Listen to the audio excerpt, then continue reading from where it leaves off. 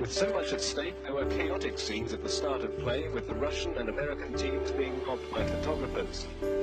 At the start of the day, the USA were leading the points table by a half from the USSR, who were in turn a half up on England. The Americans played Bulgaria, the Russians Poland, and England were drawn against Brazil. All three sides knew they had to perform to their very best to take gold. Gagnon got the Soviets off to a good start, beating the Polish number 3 Korchnoi. Then Karpov maneuvered into a fine winning position against Schnapik. The Americans, meanwhile, were feeling the pressure of leading into the final day and were playing themselves into trouble. Although John Fedorovich rounded off a fine personal Olympiad by beating Krum Georgiev, his colleagues Larry Christensen and Nick de Furman were in difficulty in their games. But England were having no difficulty at all against the Brazilians, who put up such stiff resistance to the Americans in the previous round. Spielman and then Chandler had early wins, and Nigel Short made it 3-0 after about 4 hours. Karpov and Yusupov, though, were keeping up the pressure on the top sides by gaining wins and taking the Soviet Union to 3-0.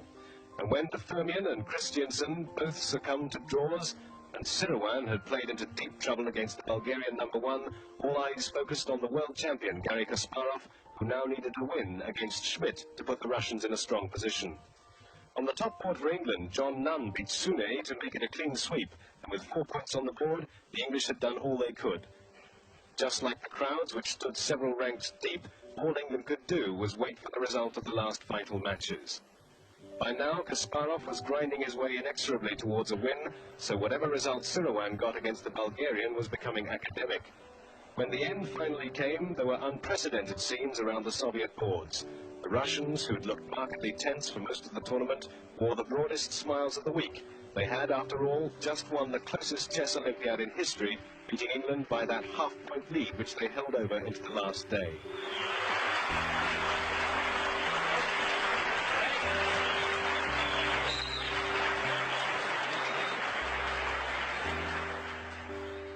الصالة كما تشاهدون تضجر التصفيق، وهذا هو جاري كاسباروف بطل العالم يتسلم أولا من راعي الحفل صاحب السمو الشيخ مكتوم الذي ناضل كثيرا، كان مرشحا في الأول جاري كاسباروف ووسامه، وهذا كاربوف بطل العالم السابق